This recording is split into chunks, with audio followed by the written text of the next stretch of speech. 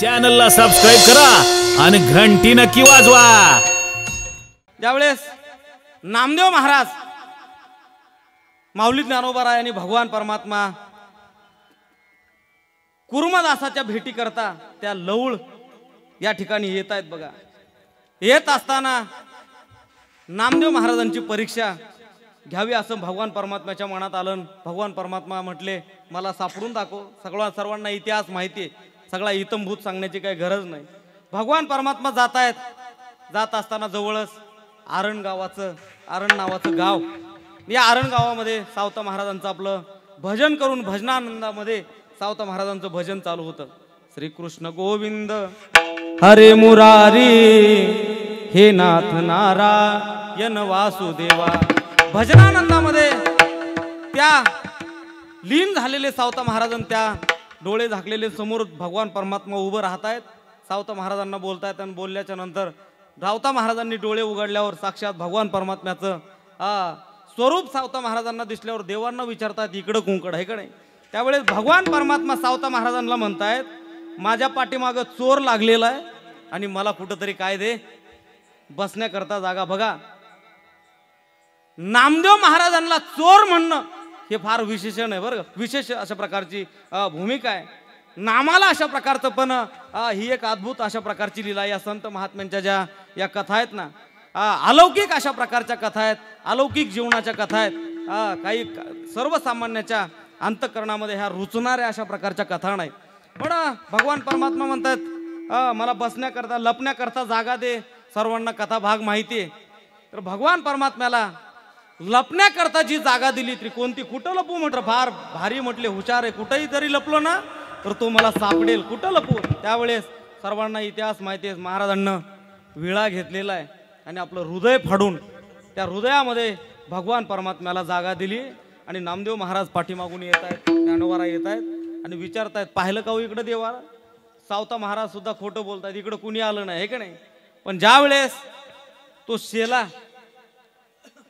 त्या छातीतून बाहेर आलेला त्या जखमेतून दिसलेला आहे आणि त्यावेळेस तो शेला धरून नामदेव महाराज ओढतायत आणि देवाला बाहेर काढल्याच्या नंतर नामदेव महाराज आश्चर्यचकित होत आहेत आणि आश्चर्यचकित होऊन खऱ्या अर्थानं नामदेव महाराजांनी जे वर्णन केलेलं आहे, नामदेव महाराजांनी सावता महाराजांनाच नाही धन्यता दिली तर महाराजांनी बोलत असताना महाराजांच्या गावाला सुद्धा धन्यता। हे सगळं दृश्य सावता महाराजांच्या डोळ्यासमोर आल्याच्या नंतर सावता महाराजांनी जे वर्णन केलेले, सावता नामदेव महाराजांनी जे वर्णन केले सावता महाराजांचं, आजपर्यंत अनेक अशा प्रकारचे मी साधू पाहिलेत, फार जटा वाढलेले साधू पाहिलेत, दाड्या वाढलेले साधू पाहिलेत, पण आजपर्यंत असा साधू माझ्या दृष्टीस अशा प्रकारचा पडलेला नाही। त्याचंच वर्णन नामदेव महाराज अशा प्रकारचं तोंड भरून वर्णन करतायत। धन्य ते आरण, हे धन्य यात नवल नाही, ज्या गावाला संत महात्मे जन्माला येतात ना त्या गावाला सुद्धा नामदेव महाराजांनी अशा प्रकारची धन्यता दिली। धन्य ते आरण आणि उत्तरार्ध फार गोड आहे, रत्नाची ती खान।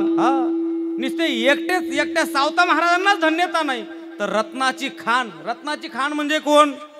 रत्न तुम्ही आता रत्न म्हणजे तुम्ही हे समजताल आता म्हणजे सोनं नाणं याला तुम्ही, पण रत्नाची खान याचा अर्थ काय?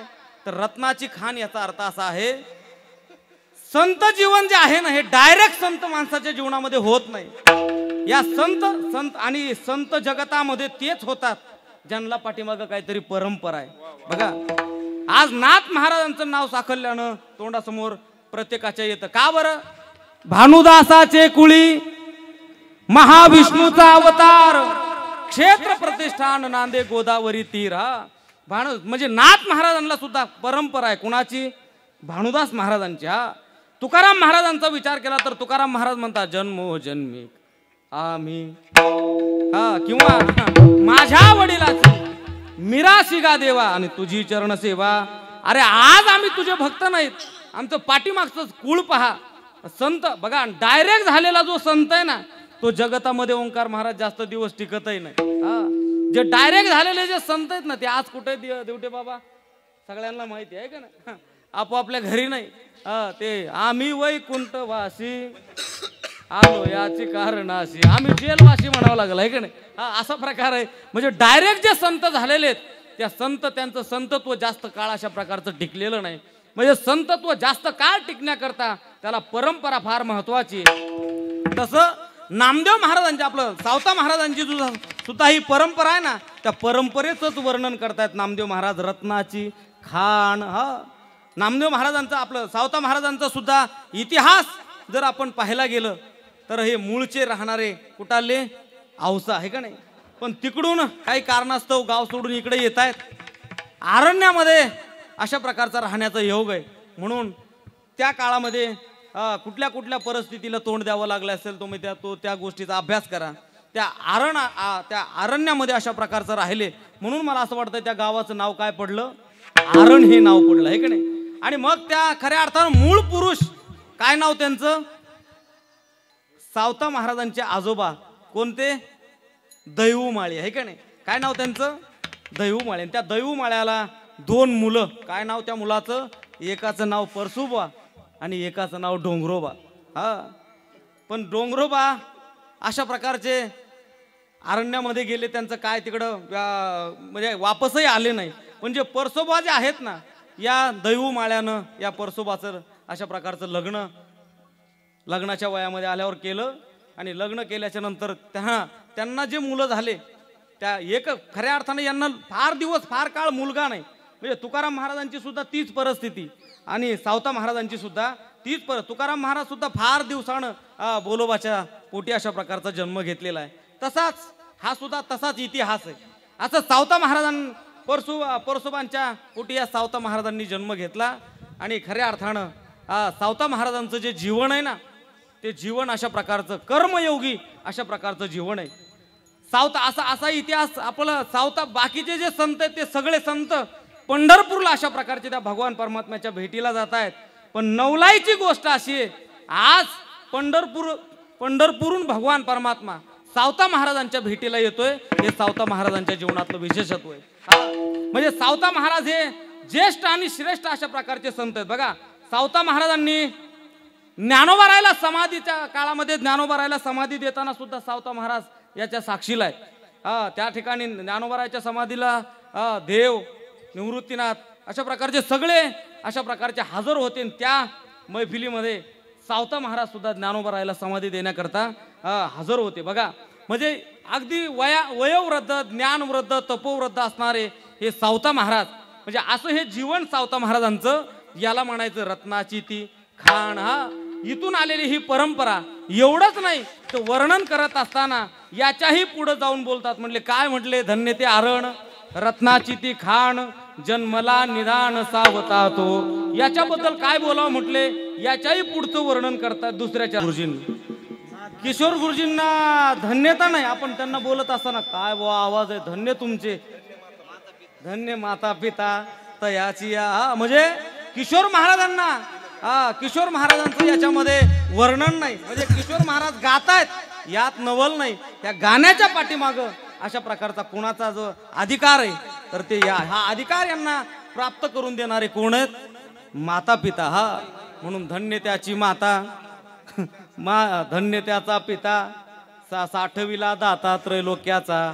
महाराज एवढंच नाही, सावता महाराजांनी स्वतःचा विचार नाही केला तर अख्ख्या माळ्याच्या कुळाला पावन केलं.